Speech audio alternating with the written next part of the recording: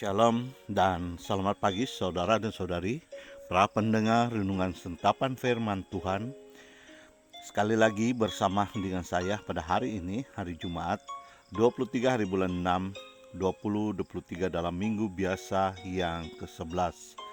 Renungan kita pada hari ini ialah Injil Matius bab 6 ayat 19 hingga 23. Marilah kita dengarkan dan renungkannya bersama. Dalam khotbah di bukit, berkatalah Yesus, "Janganlah kamu mengumpulkan harta di bumi.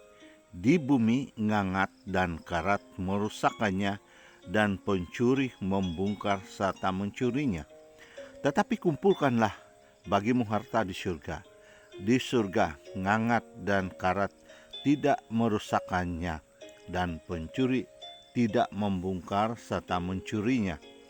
Karena di mana hartamu berada, di situ juga hatimu berada." Mata adalah pelita tubuh. Jika matamu baik, teranglah seluruh tubuhmu. Jika matamu jahat, gelaplah seluruh tubuhmu. Jadi, jika terang yang ada padamu gelap, betapa gelapnya kegelapan itu. Injil Tuhan. Saudara dan saudari yang dikasihi Tuhan Yesus, pembacaan hari ini mengisahkan ajakan Tuhan Yesus untuk mengumpul harta di surga. Dan sudah tentu bagi saya yang sudah memasuki usia di ambang sanja, hal mengumpul harta di surga sering bermain di pikiran setiap hari. Dan sering mengatakan pada diri sendiri, apakah harta yang saya sudah kumpul untuk bakalan di surga sudah cukup atau tidak? Saudara dan saudari yang terkasih, karena perihal mengumpul harta di surga amat luas untuk diperincikan, yang tentunya melibatkan 3 dimensi iman yang kita kembangkan di dalam kehidupan kita sehari-hari, yaitu kecintaan akan Tuhan Allah Sang Pencipta, kecintaan kepada sesama manusia, dan kecintaan kepada alam ciptaan Tuhan itu sendiri. Saudara dan saudari yang terkasih, saya ingin berkongsi satu topik saja tentang perihal mengumpul harta di surga ini, yaitu tentang berbahagi atau memberi, karena hal ini keperluan gereja untuk perkembangan dan juga keperluan sesama manusia yang memerlukan. Di dalam Alkitab, Tuhan Yesus banyak berbicara tentang persembahan, umpamanya tentang persembahan janda miskin yang memberi persembahan dari seluruh kekurangannya, daripada orang-orang Farisi yang memberi dari kelebihannya, dan banyak lagi. Nah, saudara dan saudari yang dikasihi Tuhan Yesus, bagaimana pula dengan sikap kita tentang hal memberi sumbangan atau sedekah ini? Dari pemerhatian ada umat kita, bila masa pungutan atau sumbangan kasih dijalankan, pura-pura pergi tandas, dan ada pula petugas pemungut collection ambil kesempatan di dalam penugasan supaya mengelak daripada memberikan sumbangan. Dan yang menyedihkan sekali, ada pula umat yang dimana mendidik anak-anak untuk memasukkan ataupun memberikan sumbangan atau collection hanya dengan 10 sen atau 20 sen saja.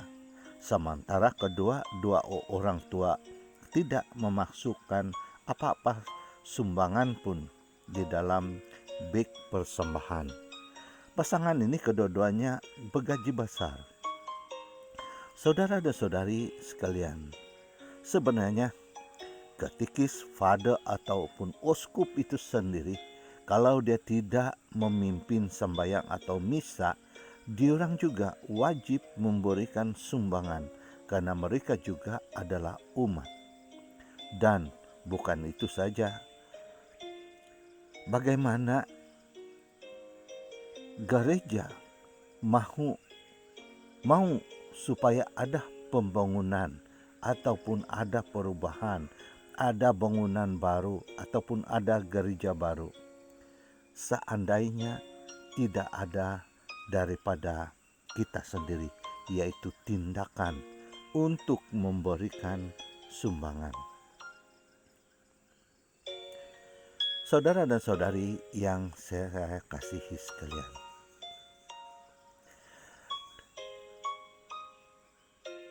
kita juga melihat di mana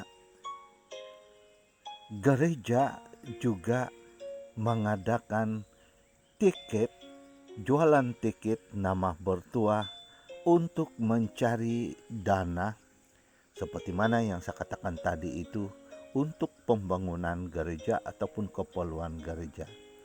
Dan kita lihat kebanyakannya di kukuk ataupun di kampung-kampung, bila mengadakan penjualan tiket bertuah ini yang melibatkan jumlah yang besar hingga 10 ataupun 15 ribu, semuanya habis terjual tanpa minta bantuan daripada pusat paroki pun, semuanya boleh terjual. Manakala di kawasan bandar atau di pusat paroki, 5.000 pun susah untuk dihabiskan jualan tiket tersebut. Dan bukan itu saja, kita melihat bila ada dana untuk diagih-agihkan ataupun untuk meminta sumbangan, kebanyakannya ada juga dana itu dikembalikan kosong tanpa apa-apa isi. Sedangkan di kebanyakan kampung atau kukuk semuanya berisi. Dan ada yang satu dana sampai 1.000 lebih. Saudara dan saudari yang terkasih, mari kita renungkan bersama.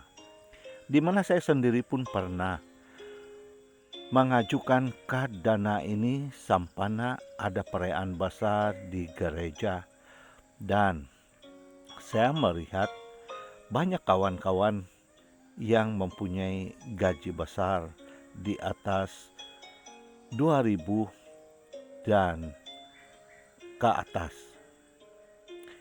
Dan bila saya ujukan dana itu dan saya minta supaya diedarkan siapa saja yang sudi menderma, rata-rata mereka hanya mengalihkan ataupun mengedarkan dana tersebut tanpa menulis ataupun memberi sumbangan biarpun hanya RM1. Tetapi bila saya sampai kepada orang-orang yang berada atau tinggal di kampung, yang hanya bekerja sebagai petani atau pemutung gatah yang tidak mempunyai pendapatan tetap, ada yang mengatakan, alah, sorry, ada sudah saya bagi, ada 2 yang saya sudah isi. Nggak, tidak apalah, ada juga setakat RM2 ini. Dan mereka pun mengisi dana tersebut. Saudara dan saudari yang terkasih, bila diperhatikan, mereka yang bergaji besar sanggup pula untuk membelanjakan uang dengan bersama-sama kawan setakat 1 krik atau 2 krik minuman yang memabukkan tiada masalah, yang melibatkan ratusan ringgit. Namun demi gereja, demi untuk menyumbangkan bagi keperluan umat atau gereja, biarpun seringgit, begitu amat berat sekali untuk mereka menghulurkan sumbangan. Saudara dan saudari yang terkasih, Tuhan tidak melarang kita untuk mencari kekayaan ataupun mencari uang di dunia ini. Sebab Yesus pun sendiri pernah juga menggunakan uang, dan banyak perempuan-perempuan kaya yang menggunakan kekayaan mereka demi pelayanan Tuhan Yesus. Maka dengan itu, mencari kekayaan atau uang bukanlah satu halangan bagi kepercayaan atau iman gereja kita. Namun berbahagi dan juga sering memberi juga diperlukan. Saudara dan saudari yang terkasih, di dalam akhir pembacaan pada hari ini juga, Yesus mengatakan, kalau matamu baik, maka baiklah tubuhmu. Maka dengan ini, saudara dan saudari yang terkasih, mari kita gunakan panca indera kita, yaitu mata. Mari kita melihat secara iman keperluan-keperluan gereja kita dan umat manusia yang memerlukan. Jangan pula bila kita melihat ada pengemis yang sudah dipinggirkan ataupun sudah nyawa-nyawa ikan di tepi jalan, hanya kita melihat dan membiarkan.